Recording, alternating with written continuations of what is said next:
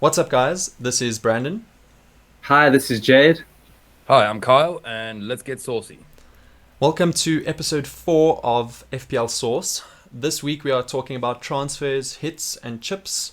This is more for the starting out players. Maybe it's your first season or you haven't really paid attention to the rules in the previous seasons. Yeah, I'm sure some of the more experienced players could find a nugget or two of knowledge in here, but it's more for the starting out players. Okay, so we're going to dive right into it. So, transfers and hits. Just a quick explanation. You get one free transfer per game week, and after that, it's -4 per transfer. So, yeah, -4 points. So, you need to use them wisely. You can also roll over a transfer to the next week to have a maximum of 2 transfers at all times, except for after a wild card or a free hit. You always end up with one, no matter if you rolled over. So that's quite important to remember. Then yeah, tactics for transfers. My best piece of advice is don't rage transfer out people after one bad week, because that is something that we are all guilty of. And then the next week they go and score a hat trick. So yeah, just be careful about. Make sure that you are 100% sure that you want to take this player out before you transfer him out. Obviously, unless they are flagged or injured or whatever, then that's a way better reason to take them out. My next piece of advice is don't plan too far ahead, because there's always going to be unforeseen circumstances that are going to change your plans. So there's no point making a transfer schedule for the next 6 weeks, because if something happens to one of your players, you're just going to end up taking an extra hit because, you want to stick to your schedule, but you now have to deal with your other players that are flagged or injured or whatever.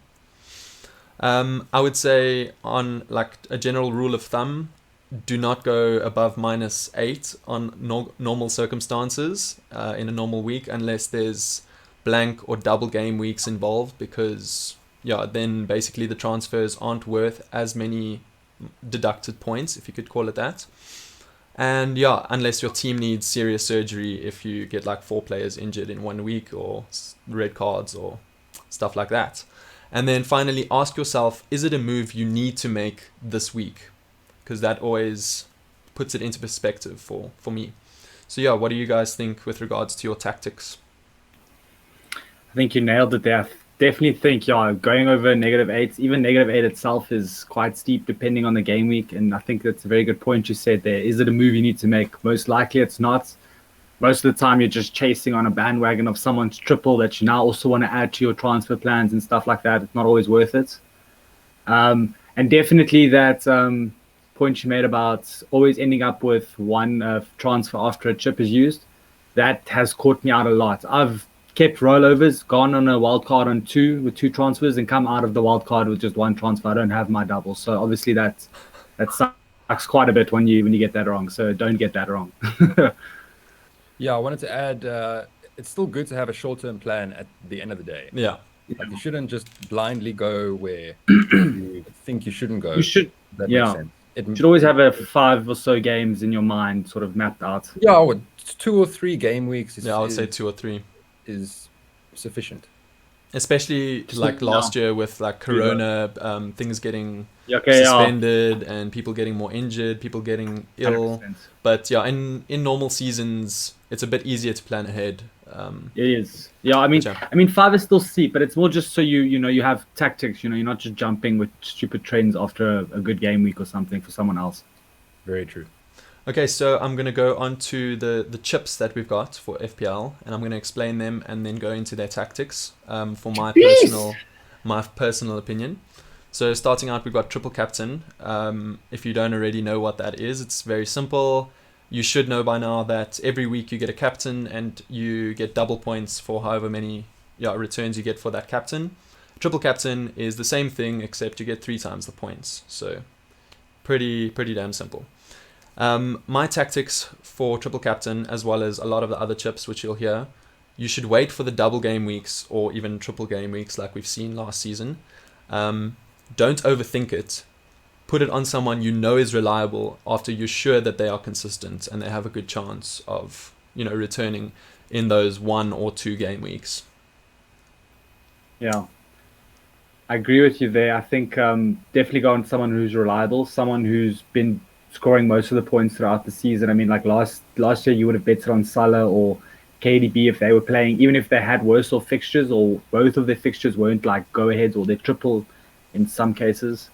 Yeah, then someone is playing a triple game week, but they haven't really scored all season. So yeah, you wouldn't want to take that chance. You definitely want to plan it out.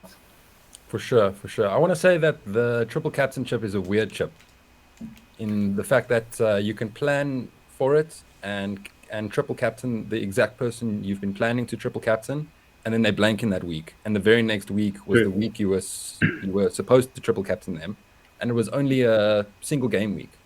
So I mean, Harry Kane can score 20 points in a single game week and blank 4 points in a double game week. So it can be quite frustrating. So just keep that in mind. Yeah, I think the biggest problem with the triple captain was very it seemed better than most of the other chips when I first started playing. But then when you realize it's such a small range, you focused on one player in one game week, whereas like with your bench boost and all that, you're actually getting more players to give you more output. So yeah, the triple captain is very narrow in terms of who's going to get you. Well, you know, it's obviously it is one of the toughest chips to get right, I would say. Get it right, exactly, yeah. But yeah, as I said, just don't overthink it. Don't put it on someone who's just scored a hat-trick, but they've literally not scored the whole season before, you know. Like, be sure you're putting it on a big hitter that in a span of 1 or 2 game weeks, the chances that they return is very high. Okay, going on to Wildcard. So Wildcard is basically the way you shape your season comes down to Wildcard. You get 2 of them in the season. You get one before, I think it's like either Christmas or New Year's Day, somewhere there. And you get one after that. So basically the first half of the season and the second half of the season. Wildcard basically allows you to revamp your team. Every position, every spot, you get unlimited transfers with no extra costs. So your transfers don't cost that -4 points anymore. So you can use all the cash that you've earned the whole season and revamp your squad. And, you know, it's obviously used for, in the beginning of the season, if you chose a terrible team, you basically going to wildcard pretty early to get all the people that you have now seen are the people to own in this game. And then the second wild card, it basically is used amongst the other chips in navigating the double and triple game weeks or double and blank game weeks effectively, and everyone gets their own strategy with that. So yeah, most people do try save wildcard 1 for as late as possible to maybe balance this, like have split their season into thirds. So you can wildcard essentially once in the beginning of the season, once before halfway, and once after halfway. So some people do it quite even, like split it into 3/3. And then yeah, that's basically it. My personal opinion is use it relatively early if your squad needs it. Otherwise, try hold onto it as long as you can. From what I've seen with the wild card is the first week you wild card isn't necessarily going to be the highest scoring week, but the weeks following thereafter will be your higher scoring weeks if you plan your wild card correctly. Yeah, that's very true. With the wild card, it's almost like a lifesaver, almost like a get of jail free card sometimes, especially if your team needs it, like you said, Brandon. And yeah, definitely have faith in your wild card. Remember, when you're taking this wild card, you've had to have given it thought. So you're not just going on what the next game is going to happen and then you've got it all wrong and you're now trying to re-edit and take hits and stuff.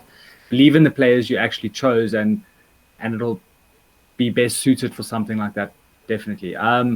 Then there was another thing, but I think we can go on without that. Sorry. No, for sure. I just wanted to add one point to that. Don't wildcard if you're going to take 2 to 3, maybe even 4 players out. Wait for 5, 6, 7 players. Yeah, true. Don't just wildcard when you need it. Willy-nilly. Yeah. Basically when your team needs it. Okay, so moving on to free hit. Free hit is an interesting one. It's basically a wild card for 1 week, and then your team gets reverted to the previous team. So you'll see we use it for blanks and doubles like the other chips. You usually use it in conjunction with all the other chips to get you a strategy to basically navigate everything effectively when the blanks and doubles starts happening later on in the season. So you'll see there'll be hundreds of guides of different strategies to use to navigate these doubles and blanks later on in the season. Do not use it now. It's not going to be as effective as if you were to use it later on in the season. So yeah, I would just say once we've got the schedule out for when all the blanks and doubles are, you can decide which one suits your team better. So yeah, it's usually used with maybe directly after or before other chips. But you'll see there will be sorry to interrupt you, but you'll see that there will be a clear set strategy of common sense that you can use with regards to your chip playing. So it's not going to be hectic. Yeah, that actually takes me back to that point that I forgot there. With the free hits and your second wildcard in particular, it's definitely used more strategic. Your free hit is also with your bench boost most dominantly used in the second part of the season when all those UEFA and Europa League games start happening and buys and double game weeks start forming. So yeah, definitely between your wildcard is your team that you're looking in long term, and then you throw in the free hit with that in between the time, and that allows you to target as many players in a short span of game weeks so that more players are playing and you're actually benefiting out of like both chips at the same time. Good. All right, on to the final chip. It's bench boost, and this basically means that you can use all 15 of your available players instead of just 11 as per usual in the usual game weeks. So this is an important chip because it's basically how you build your bench the whole season. So the best tactic to use is have a strong bench only for when you're going to use your bench boost and for as little time on either side of that as possible. So to do that, you might use use it in conjunction with one of your wild cards and either build a strong bench. Say you've got one wild card left and the wild card runs out on the 25th of December. Then you know you've got this wild card in your pocket. So by the 25th of December, you can choose a whole new team. So you start a couple weeks in advance. You start spreading the funds into your bench because it's basically already weak. Well, that's how I play. I don't really have a strong bench throughout the season. I have a weak bench, so I can pump all the money into my starting 11. Then you slowly build a bench for when you're going to use your bench boost. You use your bench boost and then wildcard out of it, and then you can get a weak bench again and pump all the money back into your starting 11. Or you can do it another way, like wildcard into a bench boost. So you wildcard a strong bench into your team, and then once you've used your bench boost, you can start filtering out your bench again and pumping it back into your team. So it's a very low-key but important chip because it affects the way that your squad is structured throughout the season. Yeah, it's definitely timing involved when you use this chip. Like you said, you actually need to have a good bench to make it worth it. But at the same time, this is almost nice or better when there's a lot more teams having a double game week, because then obviously you're hopefully getting double fixtures with a lot more of your players, and therefore, yeah, and you're also not taught like a triple captain. You're not just wanting one player to do well. You're actually hoping for a majority of your players to do well and so on. So it's actually slightly nicer, and it actually has the potential to give you more points, to be honest, more than your triple captain. Yeah, for sure. Generally speaking, you only want one keeper throughout the season and then a bench keeper. But for your bench boost, it's preferable to have two. Basically, the best thing you could potentially have a squad of 15 players, and all of them are having double game weeks that week, and you could basically have 30 fixtures that your team plays if you play your chips correctly. So it's like there's a lot of strategy that is not spoken about often with regards to the chips, and it's usually brought up later when the fixtures get announced, but then nobody really understands why everyone is telling you to do this and do that. So we thought we would just explain to you the basics and the foundations of why we are using these chips in the way that we do. Exactly. It actually lines up to why you would want to use most of these chips towards the second part of the season, because for a bench boost, you actually want more than your 100 cap. You want a bit more. You want to have made some money throughout the season to sort of get better players to fill those positions. For sure. All right, well, that's all that I've got. Do you guys want to add anything else to the chips, to the transfers, to the tactics? I think it was sauce enough. Saucy. Yeah, just use them sparingly. Don't use them all of a sudden on a whim. Have a clear set strategy out. I guess And planning. you'll be Planning fine. is always involved. You'll do fine. Cool. Well, then, that is it for episode 4 of FPL Source. We will catch you next week when we're actually going to be revealing our teams and start tuning each other for how crappy each other's teams are. Yeah, season's upon us. Let's get it. Cool, guys. Enjoy. See you next week. Cheers. Bye. Cheers. Bye.